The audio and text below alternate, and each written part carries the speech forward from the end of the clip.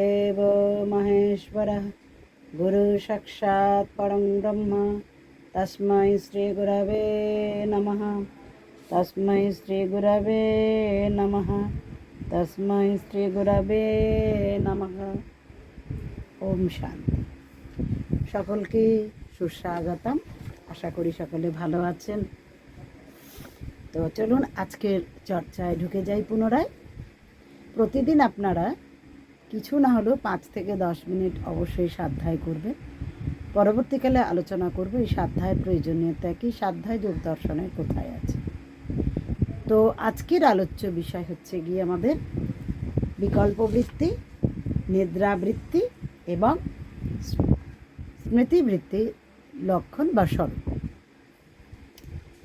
শ্লোক নাম্বার 9 বলছে যোগদর্শনের সমাধিপাদে শব্দ জ্ঞানানুপাতি বস্তু শূন্য বিকল্প। শব্দ জ্ঞানানুপাতিক শব্দটার অর্থ কি? শব্দ দ্বারা উৎপন্ন জ্ঞানের অনুসরণকারী চিত্তবৃত্তি। আর বস্তু শূন্য কথাটার অর্থ কি? বস্তু হতে শূন্য, অর্থাৎ বাস্তবে যার কোনো অস্তিত্ব নেই। তাহলে কি হলো কথাটা? যে চিত্তের বৃত্তি শব্দের আধারে কেবলমাত্র অস্তিত্বহীন বিষয়ে কল্পনা করে, সেটিই হলো বিকল্প বৃত্তি। আগম প্রমাণ বৃত্তি জাত বিশুদ্ধ সংকল্প ভিন্ন। শুধুমাত্র শোনা কথার ওপর ভিত্তি করে আমরা যে বিভিন্ন প্রকার বৃথা সংকল্প করি, সমস্ত কিছুই বৃথা সংকল্প আমাদের বিকল্প বৃত্তির অন্তর্গত বলে মনে করা যেতে পারে। এখন প্রশ্ন, বিপর্যয় বৃত্তির আর বিকল্প বৃত্তির মধ্যে পার্থক্য কী? বিপর্যয় বৃত্তিটা কি আমরা আগের দিন আলোচনা করেছি আগের এপিসোডে। তো আজকে শুধু একটুকুই বলবো, এক কথায় বলবো যে বিদ্যমান বস্তুর বিপরীত জ্ঞান। অর্থাৎ বিদ্যমান বস্তু বলতে কি, যেটা আমরা দেখছি, যে বিষয় বা বস্তুটা দেখছি, সেটার ওপর আর একটা উল্টো জ্ঞান বা বিপরীত জ্ঞান তৈরি হওয়াটাই হচ্ছে বিপর্যয় বৃত্তি। এবার আসবো বিকল্প বৃত্তি। বিকল্প বৃত্তিতে বলছে অবিদ্যমান বস্তুটিকে শব্দের আধারে কল্পিত। তাহলে অবিদ্যমান বস্তু মানে যে বস্তুটার কোনো অস্তিত্ব নেই, কিন্তু শব্দজ্ঞানের আধারে যেটাকে কল্পনা করে নেওয়া হচ্ছে। যেমন একটা উদাহরণ দিই, আমরা বলি যে ভগবান আছেন, আমরা তো সকলেই ভগবানকে বিশ্বাস করি। তো ভগবানের রূপ কেমন আমরা কি সত্যিকারে সেটা জানি বা দেখেছি? দেখিনি। কিন্তু ভগবান আছেন এই শব্দটার উপরে বিশ্বাস রেখে আমরা তার অস্তিত্বকে কল্পনা করে নিয়েছি। ধরুন, যিনি কালী সাধক, তিনি কালী রূপে তাকে প্রত্যক্ষ করেছেন। যিনি কৃষ্ণ সাধক, তিনি কৃষ্ণ রূপে প্রত্যক্ষ করেছেন। যিনি শিব সাধক, তিনি শিব রূপে প্রত্যক্ষ করেছেন। যিনি যে কোনো ধর্মেরই ব্যক্তি, যিনি আল্লাহ সাধক, তিনি আল্লাহকে প্রত্যক্ষ করেন। যিনি খ্রিস্টান সাধক, তিনি যীশু খ্রিস্টকে প্রত্যক্ষ করেন। এরকম যিনি যে ধর্মেরই হন না কেন, তিনি ভগবানকে যেমনভাবে আরাধনা করেন সেইভাবে তিনি দর্শন করেন বা প্রত্যক্ষ করেন। কিন্তু প্রকৃত অর্থে ভগবান এই শব্দটার সঙ্গে কিন্তু সত্যিকারের প্রকাশমান নেই। তার কোনো অস্তিত্ব আমরা অনুভব সেভাবে করতে পারি না। একমাত্র শ্রদ্ধা দিয়ে, বিশ্বাস দিয়ে, শাস্ত্রগত থেকে বা পুরাণগত থেকে যে ব্যাখ্যা আছে বা আমাদের সদ্গুরুর যে বাণী আছে, তাকে অনুসরণ করে আমরা তার রূপকে কল্পনা করে নিই। এরকম আরও অনেক উদাহরণ আছে, আকাশ কুসুম, সোনার পাথর বাটি। ঠিক আছে, এটা গেল বিকল্প বৃত্তি। এবার আমরা আসবো নিদ্রাবৃত্তি, যার ব্যাখ্যা করা হয়েছে 10 নম্বর শ্লোক সমাধিপাদে। অভাব প্রত্যয়লম্বনা বৃত্তির নিদ্রা। অভাব প্রত্যয়লম্বনা কথাটার অর্থ কি? অভাবের জ্ঞানকে অবলম্বনকারী যে বৃত্তি, সেটাই হলো অভাব প্রত্যয়লম্বনা বৃত্তি। এটাকেই নিদ্রা বলা হচ্ছে। এই সময়টা অবস্থাটা কীরকম থাকে? জ্ঞানের অভাব। নিদ্রাকালীন অবস্থা আমাদের কি থাকে? জ্ঞানের অভাব থাকে। তার যে জ্ঞান, সেটা কখন আমাদের উপলব্ধি হয়?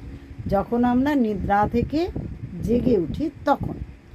যখন মানুষের কোনো জ্ঞান থাকে না, কেবলমাত্র জ্ঞানের অভাবেরই প্রতীতি থাকে, সেই জ্ঞানের অভাবের জ্ঞান চিত্তবৃত্তিকে আশ্রয় করে থাকে এবং এটাকেই আমরা বলছি নিদ্রাবৃত্তি।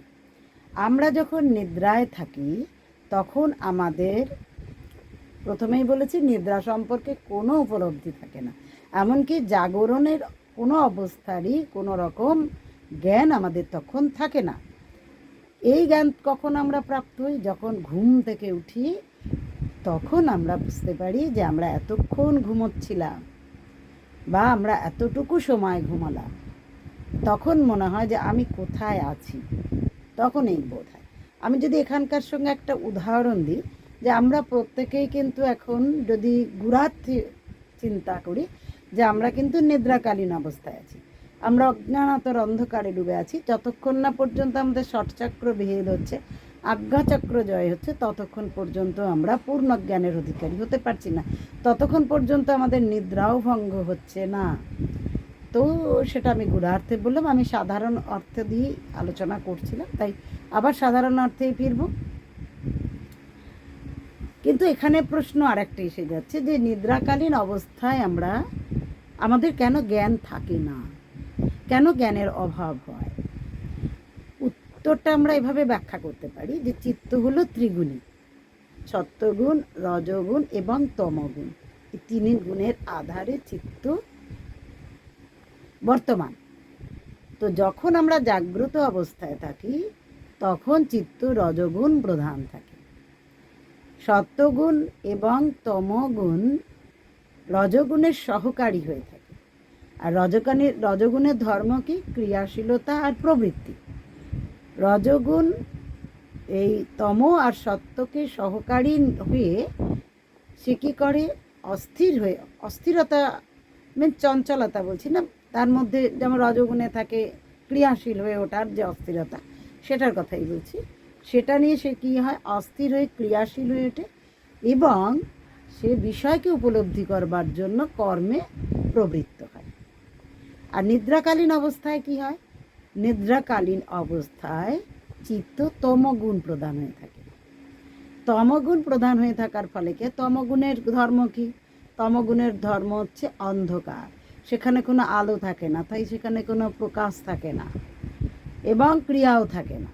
তাহলে সেখানে তোমার ক্রিয়াশীলতা এবং যেটা আমরা বলছিলাম যে কর্মে প্রবৃত্ত হওয়ার দুটোই তার হয় না এবং অবরুদ্ধ হয়ে যায়, প্রকাশও তার অবরুদ্ধ হয়ে যায়।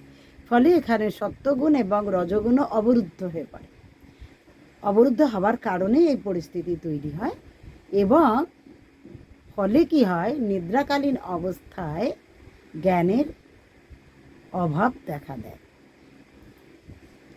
এই নিদ্রাবৃত্তি অক্লিষ্ট এবং ক্লিষ্ট দুইভাবেই আমাদের চিত্তে বর্তমান থাকতে পারে। যখন নিদ্রা থেকে জেগে ওঠার পরে সাধকের মন ইন্দ্রিয় সাত্ত্বিকতায় ভরপুর হয়ে ওঠে এবং মনে বেশ স্ফূর্তি থাকে এবং যোগ সাধন ক্ষেত্রে তার উৎসাহ দেখা দেয়, তখন এটি অক্লিষ্ট বৃত্তি রূপে পরিগণিত হয়। আর যখন তার এর বিপরীত হয়, যে ঘুম কম হলো, মনটা অশান্ত লাগছে, শরীরটা ঠিক ভালো লাগছে না, মেজাজটাও স্ফূর্তি পাচ্ছে না এবং বিশ্রামজনিত সুখের প্রতি আসক্তি উৎপন্ন হচ্ছে চিত্তে, তখন এটি ক্লিষ্ট নিদ্রাবৃত্তি রূপে পরিগণিত হয়। তো এই গেল আমাদের নিদ্রাবৃত্তির আলোচনা। এবার আমরা আসব স্মৃতিবৃত্তির আলোচনা। স্মৃতিটা বৃত্তি কি? আমাদের স্মৃতিবৃত্তি 11 নম্বর শ্লোকে বলছে, অনুভূত বিষয় সম্প্রমশঃ স্মৃতিঃ।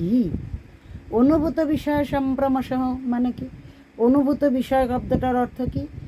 পূর্বে অনুভূত বিষয়ের অসম্প্রমশঃ কথাটার অর্থ কি? গোপন থাকে না, আবৃত থাকে না, কি হয়ে যায়? পুনঃপ্রকাশিত হয়, অর্থাৎ পুনঃস্মরণ হয়, সেটাকেই বলা হচ্ছে স্মৃতি। অর্থাৎ প্রমাণ, বিপর্যয়, বিকল্প, নিদ্রা এবং স্মৃতি, এই 4 প্রকারের বৃত্তি বৃত্তি দ্বারা অনুভূত বিষয়ের সংস্কার আমাদের চিত্তে কি হয়, মুদ্রিত থাকে এবং পরিস্থিতি অনুযায়ী সেই সংস্কারের পুনঃপ্রকাশিত বা পুনঃস্মরণ হওয়াকেই আমরা বলছি স্মৃতিবৃত্তি। এখন প্রশ্ন, চিত্ত যেটা গ্রহণ করে সেটা কি জ্ঞানের স্মরণ না বস্তুর স্মরণ? উত্তরে আমরা বলতে পারি বা মনে করতে পারি যে দুটোই। প্রত্যক্ষকালে জ্ঞানই মুখ্য থাকে, তাহলে তখন কি হয়, জ্ঞানের স্মৃতি, জ্ঞানের স্মরণ হয়। আর স্মৃতিকালে কি হয়, বস্তুই মুখ্য থাকে, ফলে কি হয়, তখন বস্তুর স্মরণ হয়, বস্তুর স্মৃতি হয়। স্মৃতি মূলত দু প্রকারে, কল্পিত স্মৃতি এবং অকল্পিত স্মৃতি।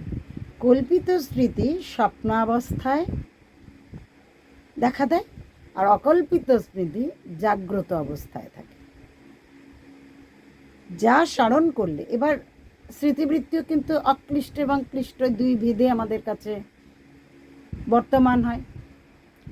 যা স্মরণ করলে ভোগের প্রতি অনীহা, যোগ সাধনার প্রতি শ্রদ্ধা এবং উৎসাহ বৃদ্ধি পায়, আত্মজ্ঞান লাভের পথে সহায়ক হয়, সেটি হলো অক্লিষ্ট স্মৃতিবৃত্তি।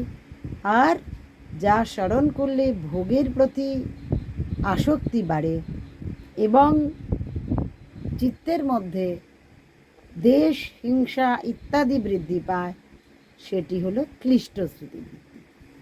তো আমাদের এই 5 প্রকার যে যোগ সাধন বা যোগ দর্শনে বর্ণিত চিত্তের বৃত্তির কথা আমি দুটি দুটি করে আলোচনা করেছি।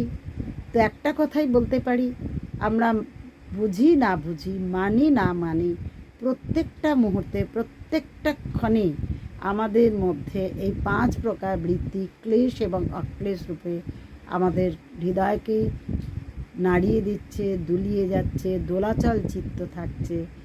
আমরা আমাদের অজান্তেই আমাদের মনকে বিচলিত করে ফেলছি। প্রত্যেকেই আমরা ভালো থাকতে চাই, প্রত্যেকে আমরা সুখে থাকতে চাই, প্রত্যেকে আমরা শান্তিতে থাকতে চাই, কিন্তু যতক্ষণ না পর্যন্ত আমরা উপলব্ধি করতে পারছি যে আমাদের বিচারের যে ভার সেটা কেমন, সেই বিচার কোন গতিতে এগোচ্ছে, বিচারের তরঙ্গগুলো আমাদের উন্নতির দিকে নিয়ে যাচ্ছে নাকি আমাদের অবনতির দিকে নিয়ে যাচ্ছে, এই বোধের প্রয়োজন আছে। তা সেই কথাই যোগ দর্শনে মহর্ষি পতঞ্জলি আমাদের কাছে ব্যাখ্যা দিয়েছে। আমি সেইটুকু আপনাদের কাছে অতি সহজভাবে চেষ্টা করলাম তুলে ধরার, কারণ এই গভীর থেকে গভীরতর রহস্যময় জ্ঞান, যাকে একদিনে নয়, দুদিনে নয়, বারবার পড়তে পড়তে আমরা অনুভব করতে পারি এবং এই সাধ্যায় করতে করতে, সৎসঙ্গ করতে করতে চিত্তের উপরে মলকে দূরে সরিয়ে চিত্তকে নির্মল করতে পারি, তবেই সেই চিত্তে আমাদের জ্ঞানের আলো প্রকাশিত হবে এবং আমাদের ভিতরের যে জ্ঞান, সেই জ্ঞানকে আমরা প্রকাশিত করতে পারবো। আমরা সাধারণ মানুষ আজকে বর্তমানে বড় বেশি বিচলিত। আমরা অল্প সময় অল্প কিছুর মাধ্যমে নিজেদের সুস্থ রাখতে চাই। নিশ্চয়ই আপনাদের কাছে সেই ব্যাখ্যাতেও আসবো যে আমরা কিভাবে আমাদের শরীরকে, মনকে কোন কোন উপায় অবলম্বন করে আমরা সুস্থ রাখতে পারবো।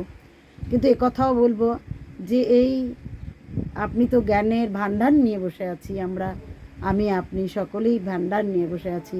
সেই বোধের জগৎকে যদি আমরা জাগ্রত করতে পারি, সেই চেতন জগৎকে যদি আমরা স্পর্শ করতে পারি, খুঁজে পাই, তাহলে আমাদের জীবন এমনি ধন্য হয়ে যাবে। শ্রীরামকৃষ্ণদেব বলেছিলেন, তোমাদের চৈতন্য হোক। তাই আমাদের চেতনায় জাগরণের আজ বড় প্রয়োজন হয়ে পড়েছে।